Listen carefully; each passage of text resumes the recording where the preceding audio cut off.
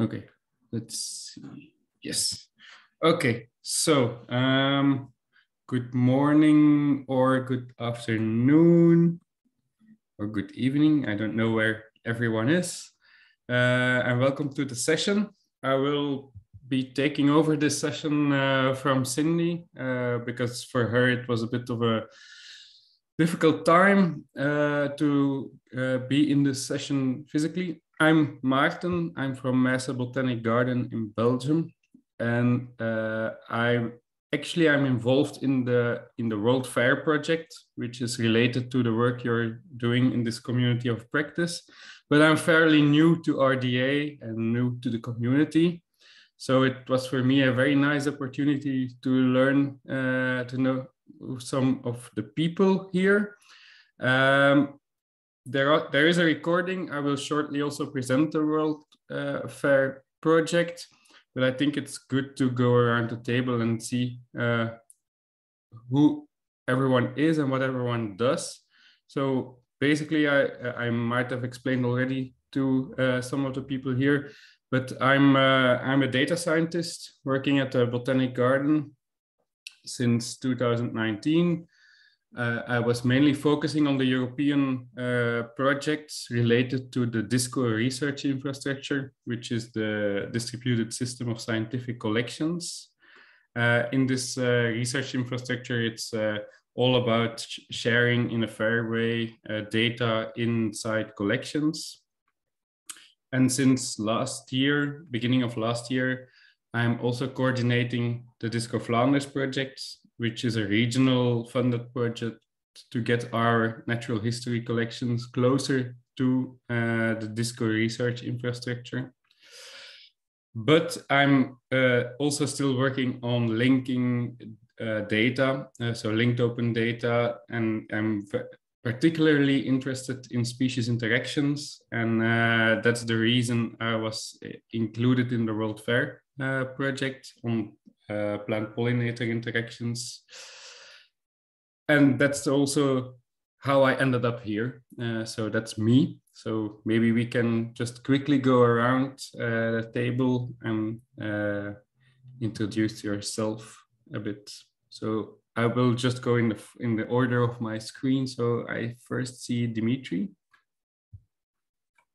Okay, so Dimitri Szabo. I work at France National Institute for Agronomy and Environment in RAE, and I'm a member of the data repository management team. So mainly working on data publishing. Okay, thank you very much. Let me say that in the notes, I also added a section on the participants. So if you want to, you can always add your name there. Next one is Liz. Nice on my screen. Hello, everybody. So my name is Liz Stokes. I'm from the Australian Research Data Commons with Stephanie. I'm based in Sydney, Australia, and I work in the skills and workforce development team there. So my interest in this is really hopefully to be a listener. So I hope I don't dominate the conversation with my whimsy at all. But in terms of translating skills, certainly I'm interested in how communities, especially disciplined communities, approach the topic of FAIR and how that is best translated. What are the efforts? What are the key things that you want to see appear at a sort of at that higher level of skills transformation and I suppose workforce uplift, if that doesn't sound too much like HR nonsense. That'll do, I think, for now. Okay, thank you very much. Stephanie? Yeah, hi, my name is Stephanie Ketas. I work with Liz at the Australian Research Data Commons, but in a different area. Until February this year, I was the Director of Operations of the Research Data Alliance. So if you have any questions about RDA, my knowledge may be a little bit outdated, but I do know quite a bit about RDA, and in particular about the history of this group, or this community of practice as it is now. My interest in IGAD or agricultural data is that the ARDC is starting up a program called Translational Research Data Challenges. And in there, a sort of a sub-program called Food Security. So we are looking at data challenges in the area of food security, which is very broad, and agriculture is actually, of course, a large part of it. So we've been doing a lot of consultations in Australia with people around data challenges in food security.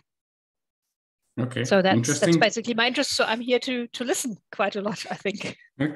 Okay. Yeah, it's definitely interesting, especially because and I will present that later in my presentation in the World Fair project, we are definitely looking at some people in certain regions that have a good knowledge or a good community around agriculture, and so that's definitely useful.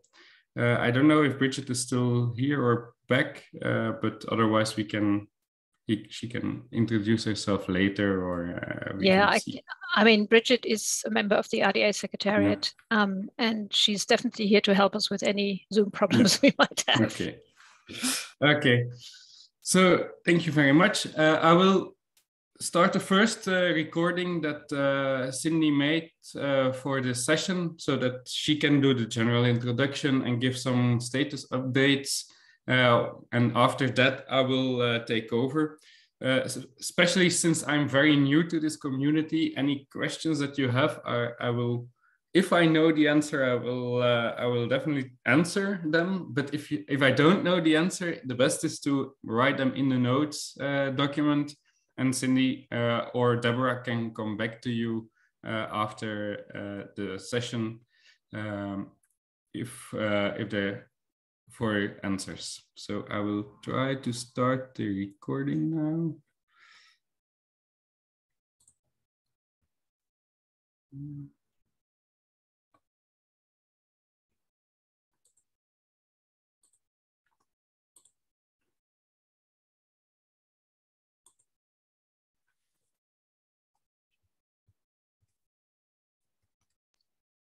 You may have to use under view options at the top or share options at the top. You may have to click sound because it's not in the spot where you expect it to be.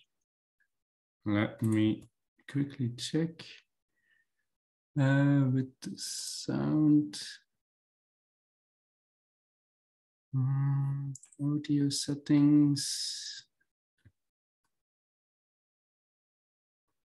No, that's fine. Once you start sharing, you have a little bar at the top, which says you're sharing screen. Let me quickly. Yes.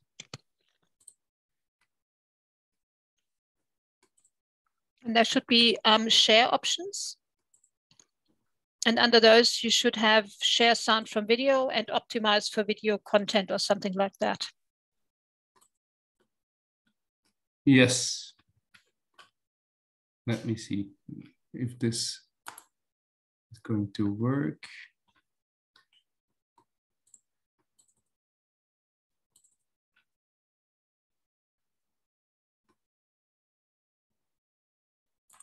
Okay, that's not working because the video seems to be too big.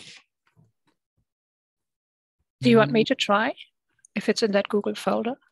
Yes, it's one. I think it's the first presentation in that Google folder.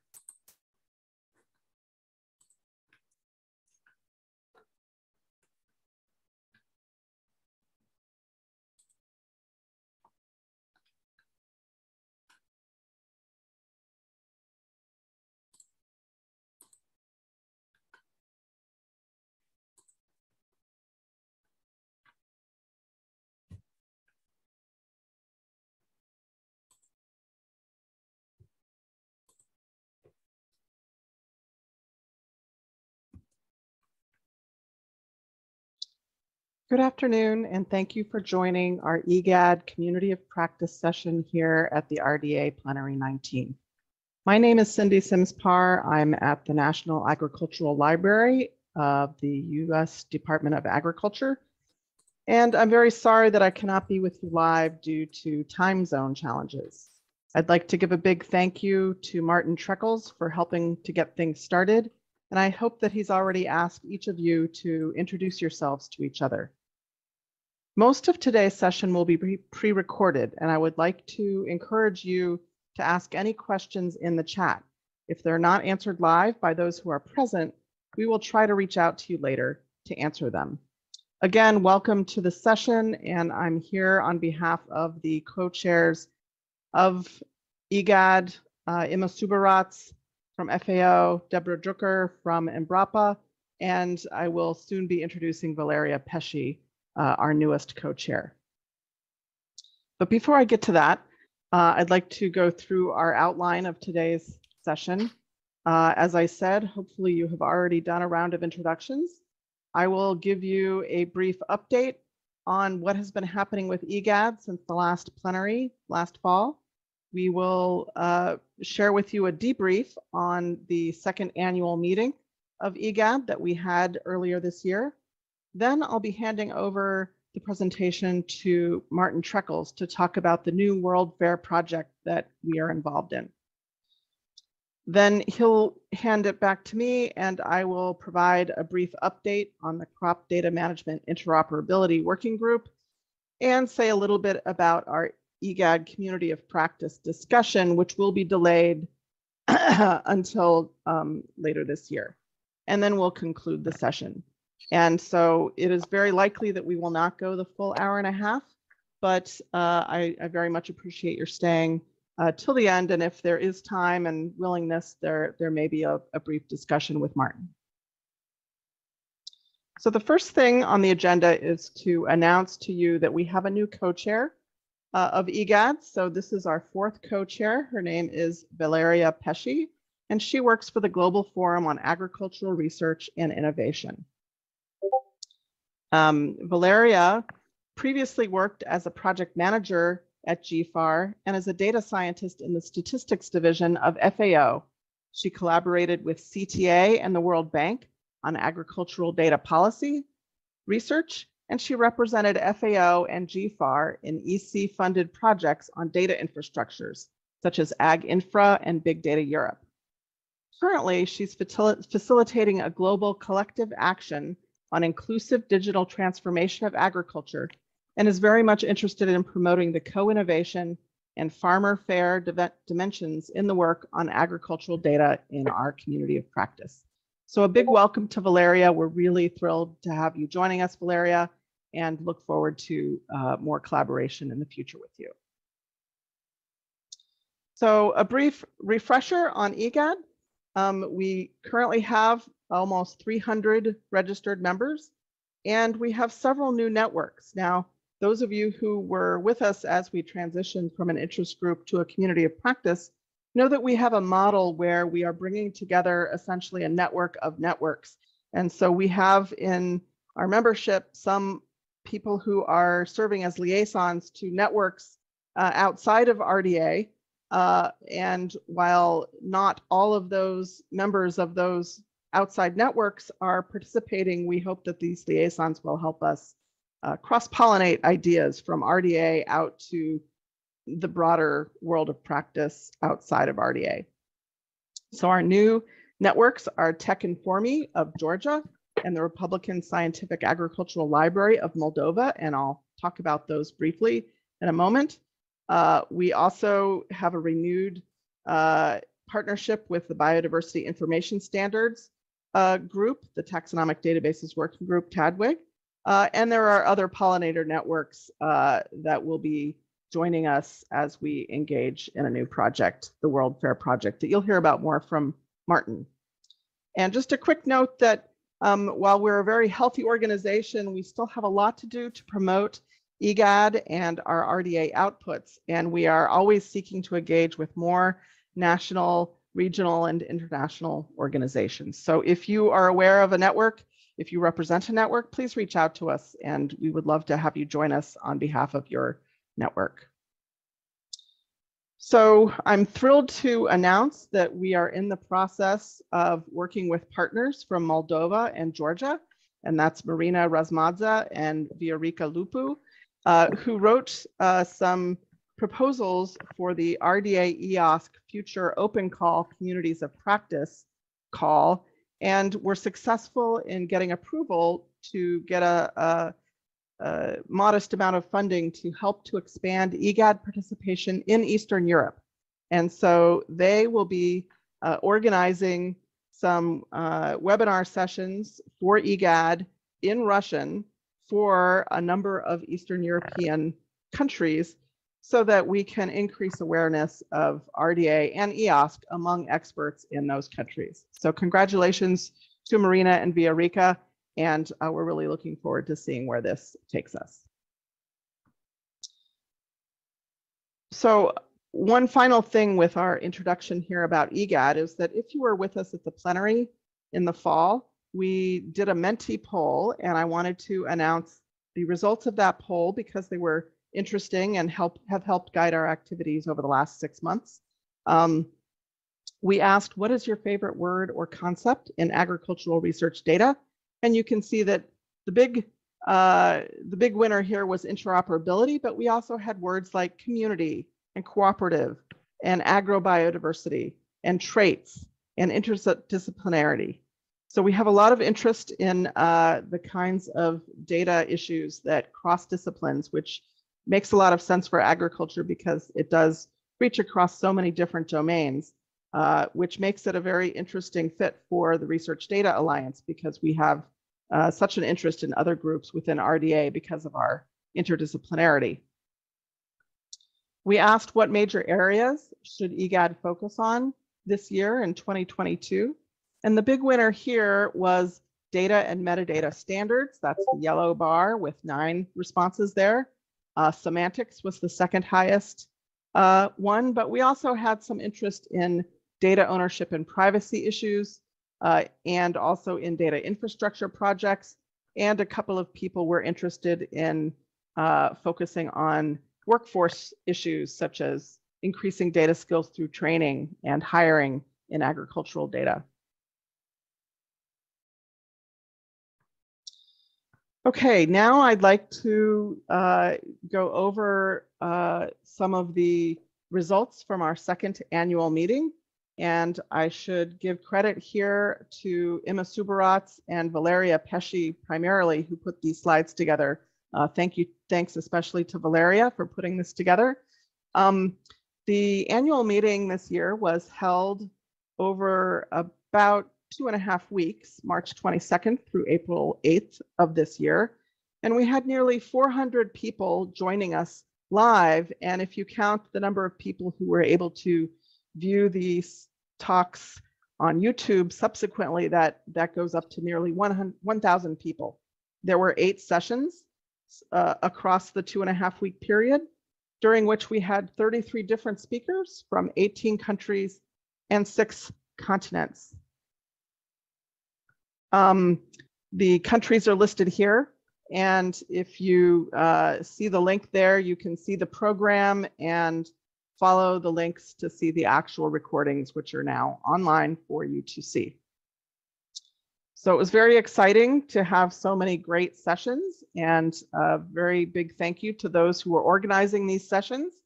They ranged from a variety of different talks, and here are some examples brought here together in one slide, but I'm going to go through them a little bit in more detail in the next couple of slides.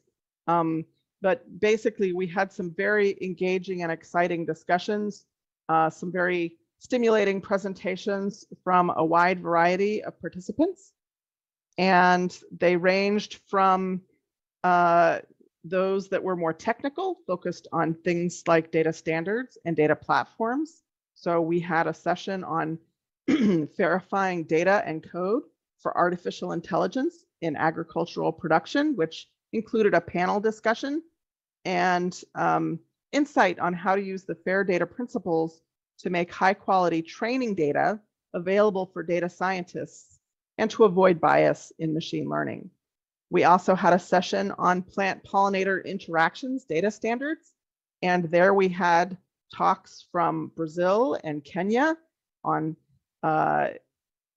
interaction databases and on sharing standardized beekeeping data.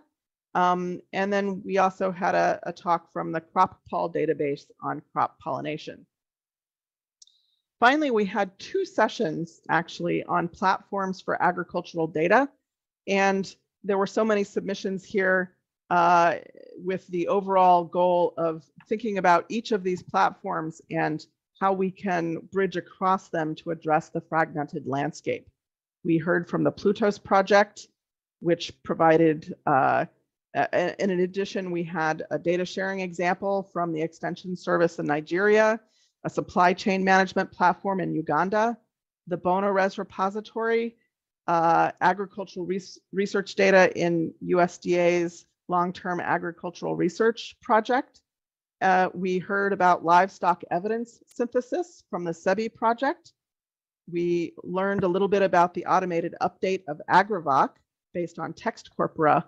And then finally, we ended the second session with a more conceptual talk about how to think about the FAIR Principle 11, or I'm sorry, I1, and thinking about the transition from data to knowledge. We had other sessions that focused more on ethical issues and data governance. So one session on ethical and legal issues around agricultural data. And you can see some very interesting titles there. And then we also had a session on the governance of farm-level digital technologies and agricultural data, which talked a lot about data sovereignty and data practice with some particular examples, including the coffee risk surveillance network. And finally, we had 2 sessions that were actually delivered in Spanish. This is a first time for the IGAD community of practice, and we were very excited to have 2 sessions that covered creating digital dialogues in Latin America and in the Caribbean. Actually, I'm sorry, that was one session, and what I'm showing here is the abstract in Spanish and the translation in English.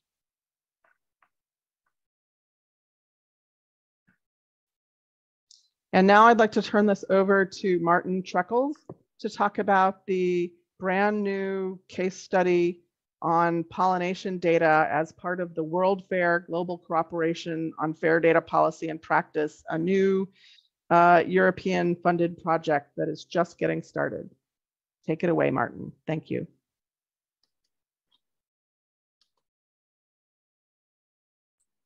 Okay, so I don't know whether there are already questions or remarks or things you want to say about the first recording. Then you can. I think we can keep it a very informal session. Otherwise, I can go straight into my presentation. Just one question for you, Martin. Were you involved in the plant pollinator session that Cynthia was talking about? Unfortunately, not at that moment. I was not able to join that session, but I am involved in the TEDWIC interest group. Okay.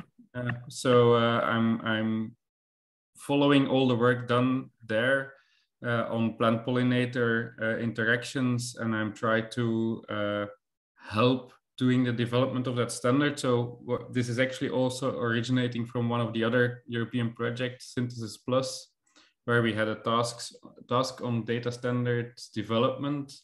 And so where we did support for that. And so I'm also joining those TEDWIC sessions and helping out wherever I can in those sessions. Okay, thanks.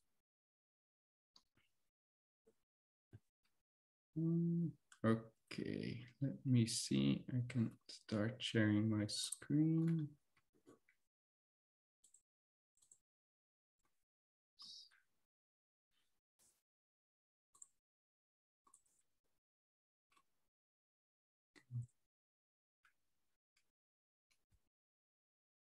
Go over. Okay, so I will quickly present to you the World Fair project. This project includes a case study on plant pollinator data in an agrobiodiversity context. What is World Fair actually? And maybe during the week, you already saw some presentations on this project.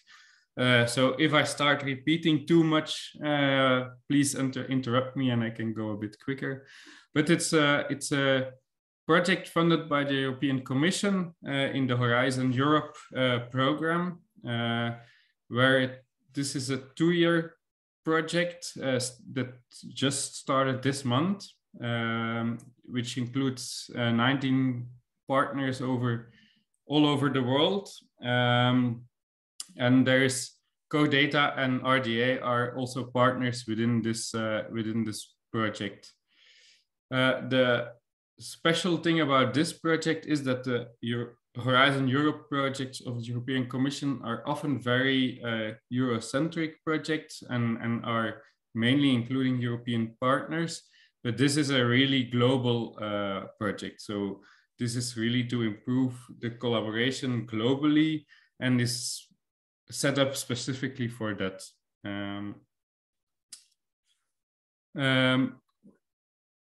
And this is like like the name of the project says, it's really focusing on fair data and making fair data a reality, and to do that through interoperability between different frameworks.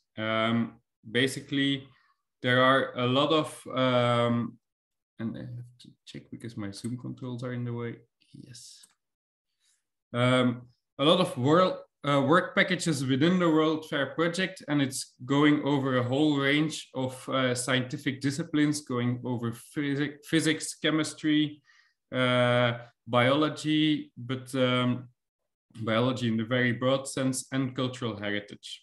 So basically, it's covering a whole broad range of disciplines, and we try to make sure that the interoperability between those is increased. And so in each of these work packages that are displayed here, there will be case studies to explore the way that FAIR is implemented in this domain and how the cross-domain implementation is done. By first checking, assessing the state of the FAIR and looking into specific use cases to improve this the fairness of them. Here is an overview of all these case studies. So basically, the big players are involved, and if I talk, my expertise is more in the biodiversity expertise. So GBIF, the Global Biodiversity Information Facility, is involved in one of the work packages, work package 9. On the agricultural biodiversity and the pollinator data, we are sitting here in work package 10, but then you can see all the fields that are in there and how they are planning to collaborate.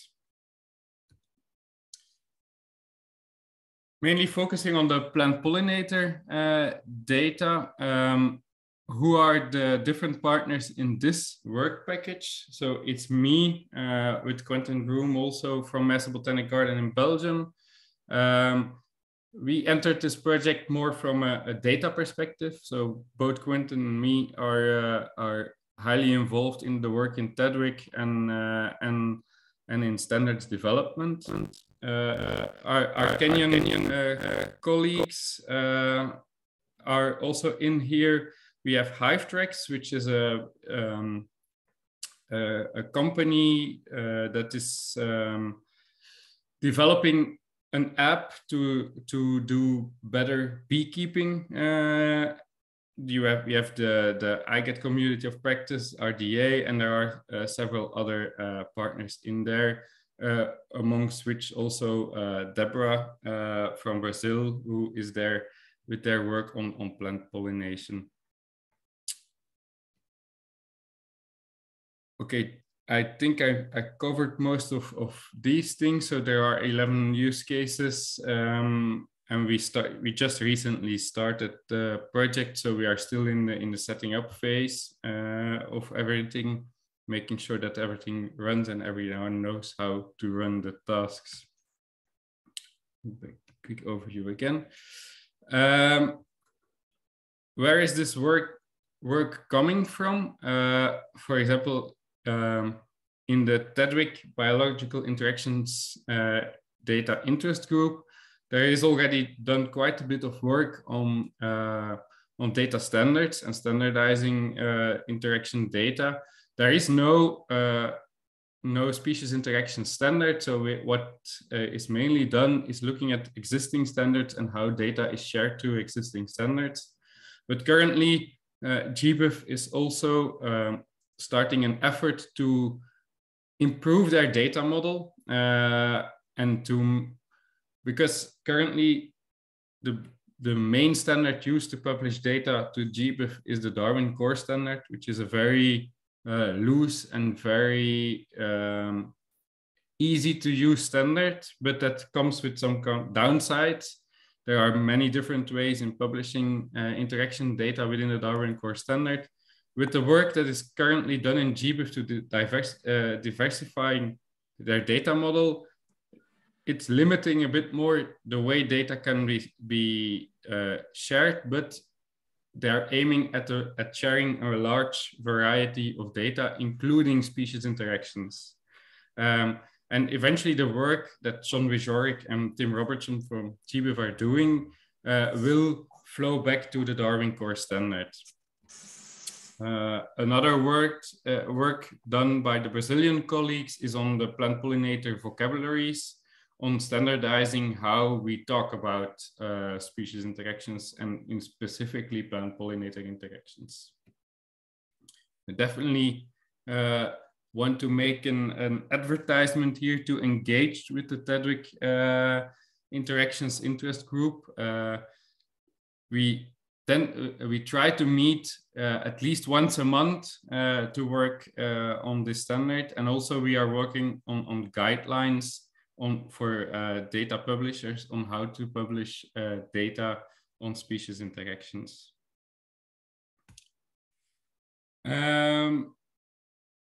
In World Fair, what we are trying to do is to see how we can engage people to adopt certain FAIR principles within the species interaction data. So basically, there are a few steps, and I think I have some more information in the coming slides. These are the three phases. There is first a discovery phase, then we ended up in a pilot phase and an assessment. In the discovery phase, which is the task within this work package that I will be leading, we are looking at use cases collected worldwide and how data is published worldwide on species interaction data.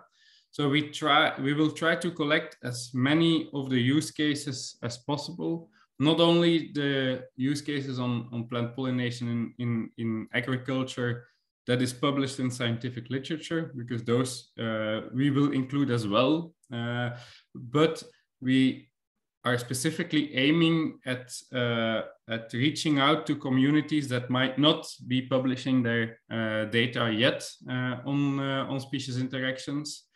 And for that, we aim at using our worldwide coverage of the partners. For example, our Kenyan partners focus on the African continent, but then we have partners in North and South America. The only region that we are lacking at the moment within our partners is Asia.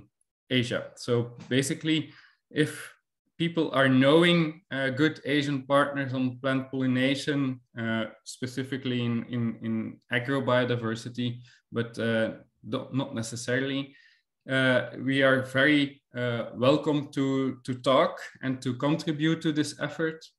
How are we going to do this discovery phase? First of all, by presenting at conferences and talking about World Fair, but also collecting data and literature about species interactions in those areas, and perform a meta-analysis on how data is shared currently within the community and how we can improve that.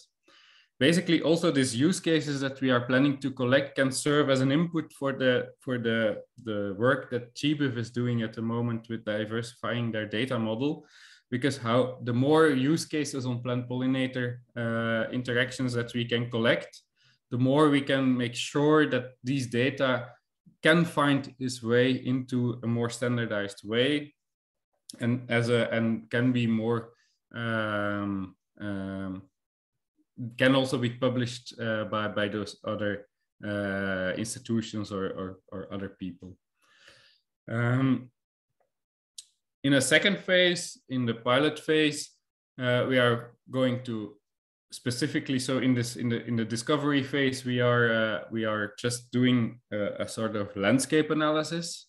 In the pilot phase, we are going to look specifically at the standards and at the best practice and guidelines recommendations, so that we can select a few of these use cases and incorporate them in the effort of making of standardizing plant pollinator data, in helping them publishing their data, in effectively going from a silo to a more fair publication of the data.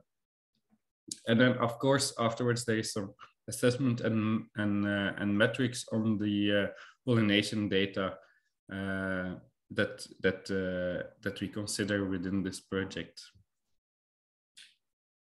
Here it's a bit more written down. I don't think I need to go over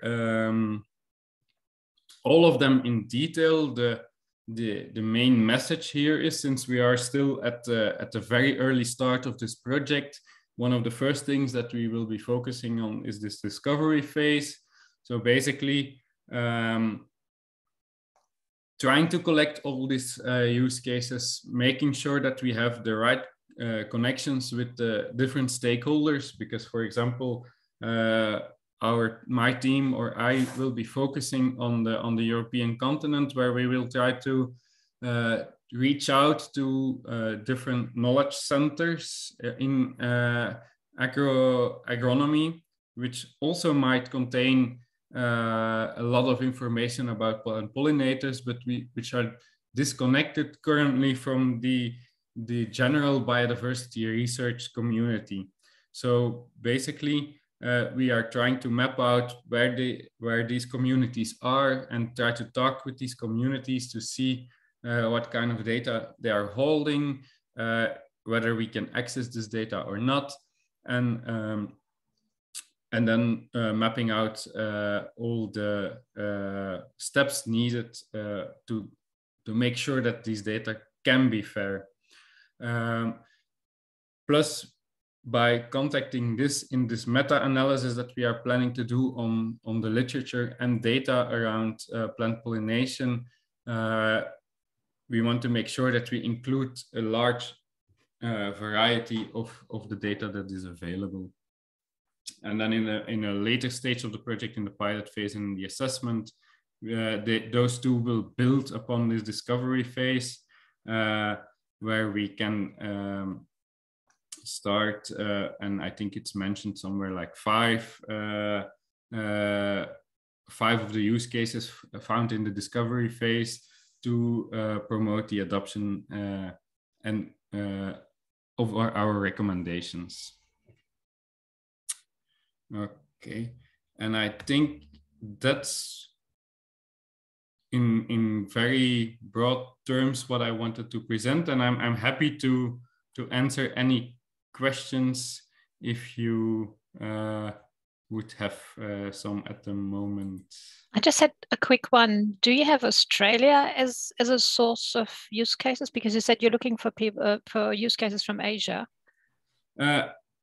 I have to check, but I don't think so. So basically, we cover North and South America, Africa, and Western European countries. But I think Asia and Australia are still underrepresented. So basically, if we can have some kind of liaison with these regions to map out how plant pollination data is handled over there, that would be great. Mm-hmm. Okay. And so people can contact me, and then I can be the person that does the liaison with the work that we are doing. Yes. If you could send me a message, maybe in Hoover, or I'll put my email, send you my email, of what exactly you're looking for, then I can see if I can distribute that with some of our partners. That would be really great, because we really want to see this as at the largest scale possible and try to do the analysis. So basically, I think last year, Jose Salim from Brazil did some kind of meta-analysis of the data, which is already published on plant pollination, and specifically data that is already flowing somehow to GLOBI, which is the Global Biotic Interactions database of Jorrit Poele.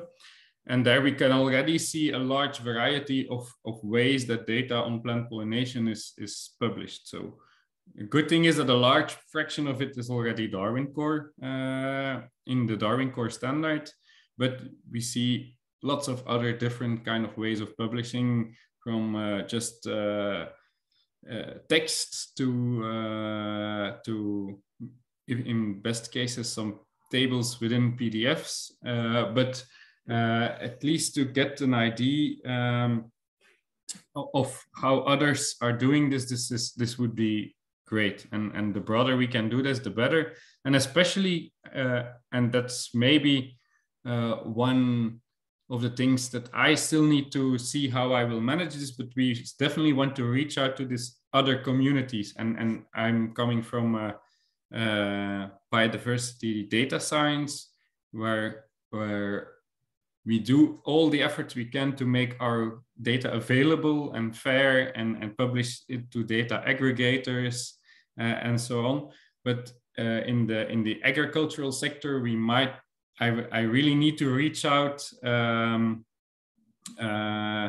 those people to learn, to get to know them, and to see how they are handling this data, because I have the feeling, and this might be a wrong impression for me, that we really need to liaise better with this community from the biodiversity side.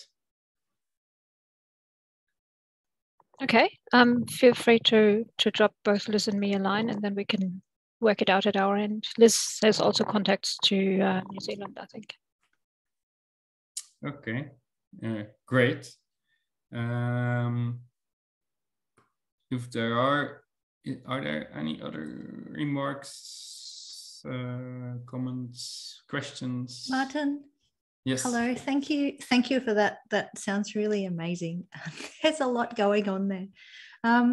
I wonder if you could go back to the slide of the different case studies. This might be a very ignorant question, but so would sort of roughly in the agricultural sphere, I guess, where would there be any that might have, I think I might be thinking of the disaster risk reduction and looking at what other organisations that do research into, say, deforestation across Australia and Asia, in our region, and whether that is a relevant network or relationship to build? I do think so. In the way it's presented here, it looks as if that we are going to talk only to the biodiversity and the ocean science people, but I think it's really interconnecting everyone. So basically, I think the disaster risk reduction should be somewhere here in work package 12, but I think so that is indeed the goal, is that we all talk to each other, and especially if you look at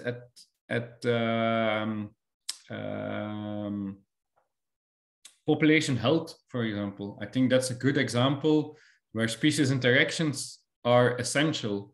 And I think about disease transmission like COVID-19 from animals to people, which is also a species interaction with a third intermediate actor in between. This is important as well, and especially because of human pressure on nature, and agriculture is one of these, but there are lots of other things you can imagine. These things become more and more important. So being able to share this data in a fair way becomes more and more important, to be able to act in a timely manner on this kind of things.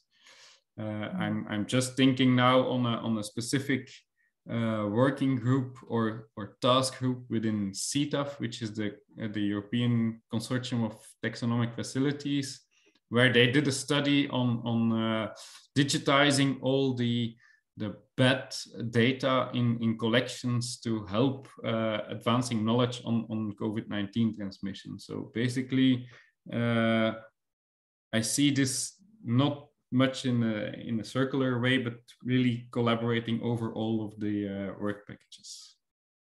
Yeah, well, bats are very important for pollinating in Australia. So yes, interesting.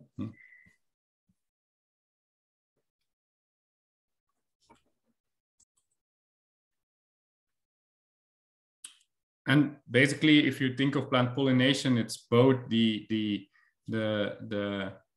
domesticated pollinators and wild pollinators. So indeed, bats are essential in some regions to do pollination, and even for crop pollination. So it's also an interesting use case.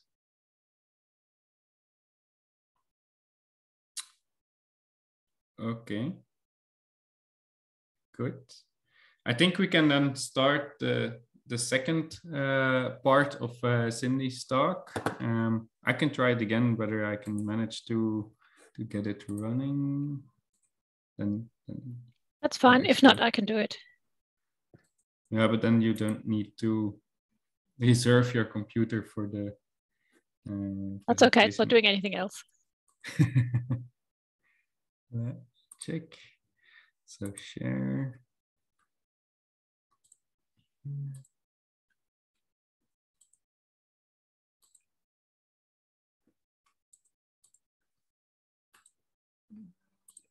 Share sound.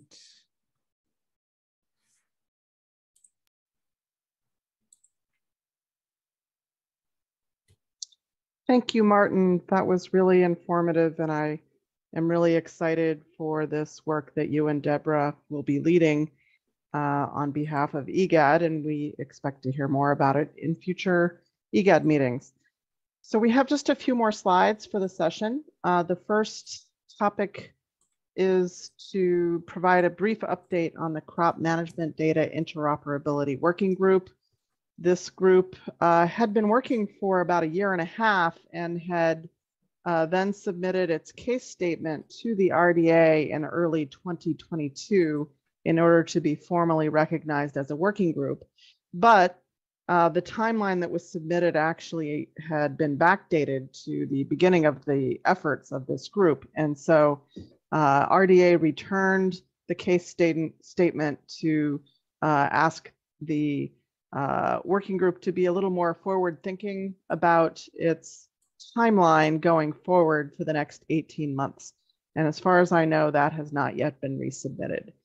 So we believe that this group is looking for co-leadership. The capacity of the group right now is not as active as it could be. So if you are interested in being part of this effort, if you've been involved to date and would like to be part of the leadership, please contact me at the email address on the slide.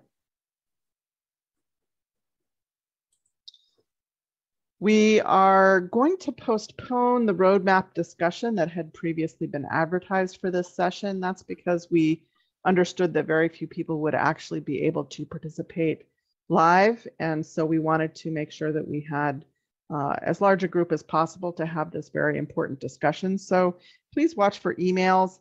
We will schedule this tentatively in July, and if not in July, we will probably do it in September in order to account for holidays.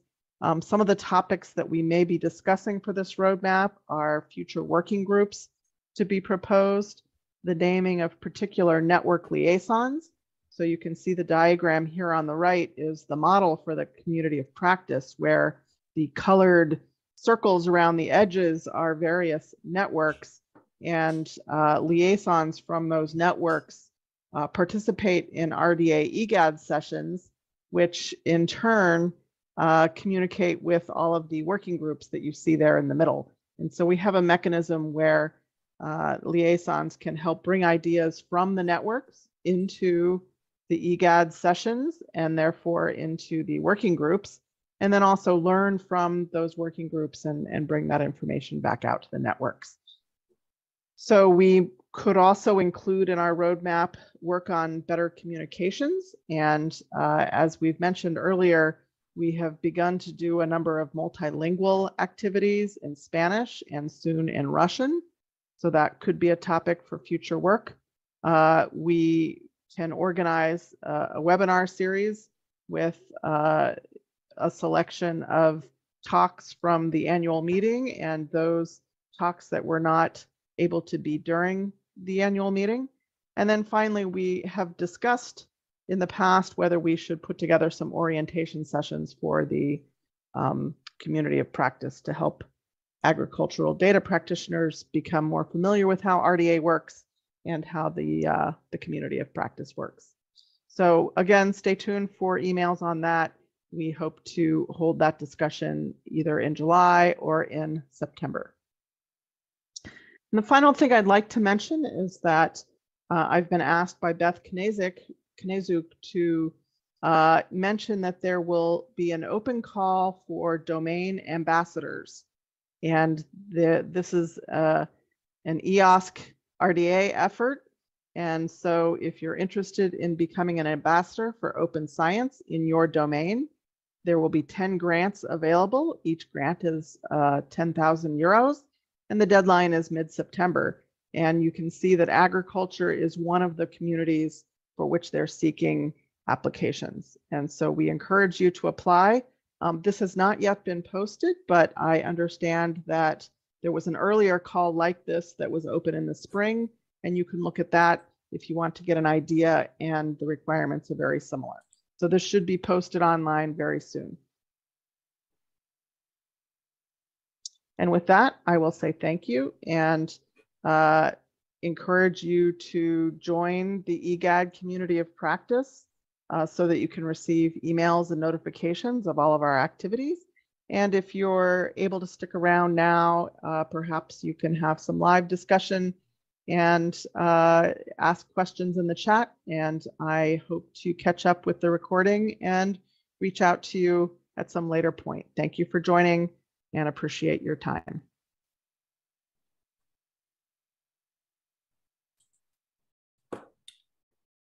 Okay, so that was our final presentation. I see a question about the grant recipients of this EU grant.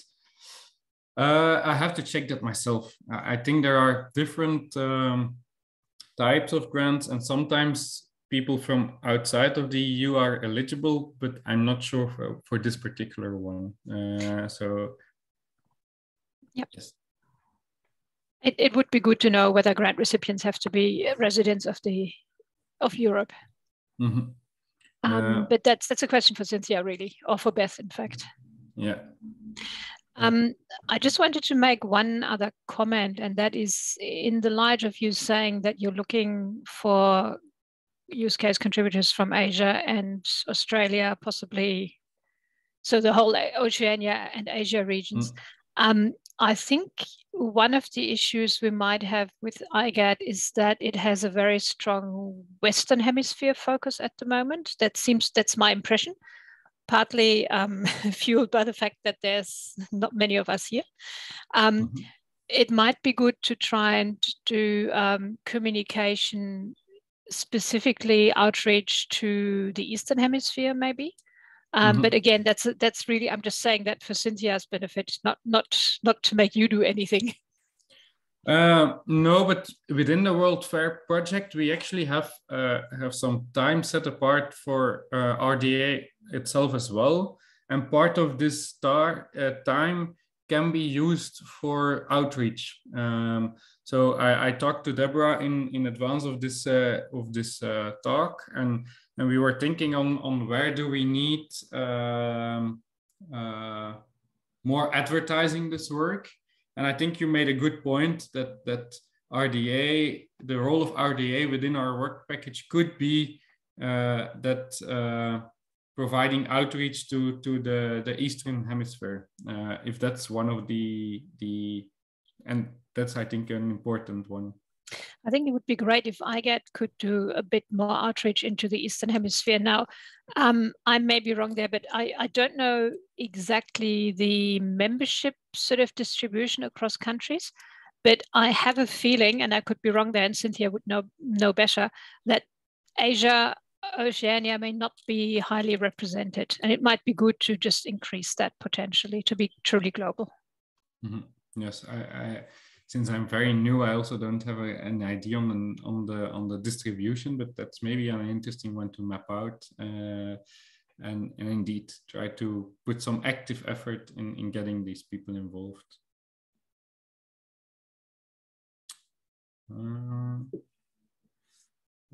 Okay. Are there any other remarks or things you might want to say or